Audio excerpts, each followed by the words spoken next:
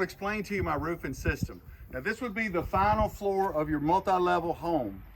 And this is 1x4s, this is mock red iron. This is not an I-beam metal, this is made out of wood just to show you the concept. So then your floor for your last level would be here. And then I don't know what you do for your windows, doors, everything for you, but for that level. But you have an I-beam here. And on top we've managed to put a full deck across the whole top of the building. And if you come right here, on top of this I-beam, we've got cleats. Now this is just a little bracket because I don't have, this is wood, but it would normally be a welded cleat, and these would be metal. And the cantilever, we can come out like whatever we want. If we want to create a porch, ideally your house is big enough so that instead of building porches out, you could just start your interior walls right here and you'd have a 3-foot porch. One of the things that can be done is we could bring a stair step down, which would cover that and might give it an awning feel. And we could drop the handrail, has to be 32 inches from the bottom step. And then when you're on the roof, you wouldn't be able to see the handrail at all.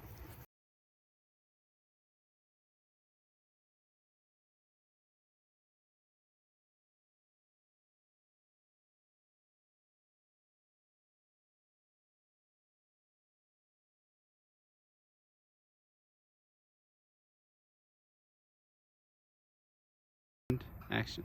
Okay, now this would be the side of the building. Now the front side, for a tiny home, would be 18 foot wide or even 30 foot wide for a regular house. These sections here, this is designed to just mimic one section of the house, but they could span 20 feet easily. So this is only 8 foot, this actually is only 6 foot, but you can imagine these legs, they were still I-beams spread out 20 foot apart. So this makes a huge living area here.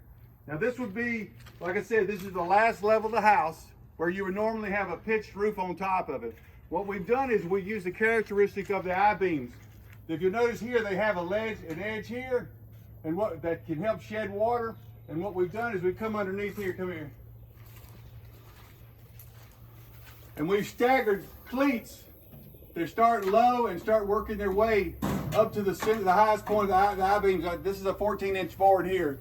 But you can see what we've done is we've created a pitched, an area to put our purlins across to catch our metal roof.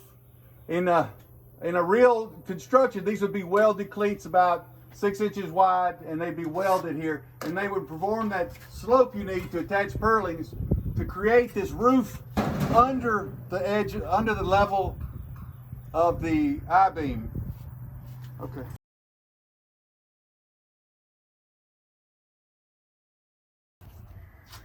Okay, we've moved up from the ground level. I want to show you the roof we've constructed.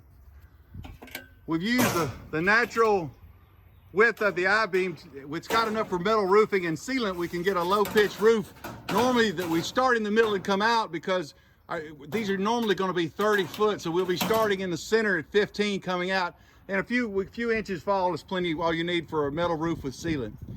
And but you can see we've managed to create a pitched roof under a full deck, and we can flash it, and we can actually, ideally this flashing would extend up and catch the edge of the overhang of the I-beam itself, work down, and then flange out very far over the tin. We run that up to the peak, and at the peak we can use a regular piece of cap that's flattened all the way over here. Like I said, this flashing would go all the way to here,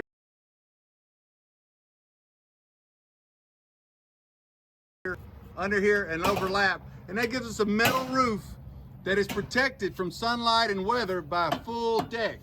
Now how do we do the deck?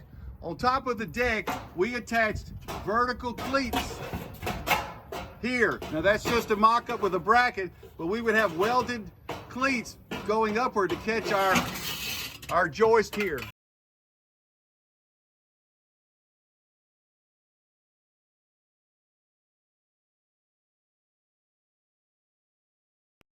On top. So what we've got is we've created a complete uninterrupted deck on top of the structure with a magnificent metal roof that will never need replacing. This is a 50-year roof. In this application, you would never have to do a replacement. It would last forever. Okay. And so once you get up to the top, you've got a full uninterrupted deck. So it's a whole new living area.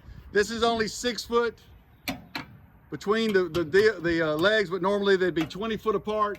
So you'd have a 20 by 30 stretching as far as you can see, and it would also bleed over to up to 3 or 4, as many sections as you wanted to create the structure.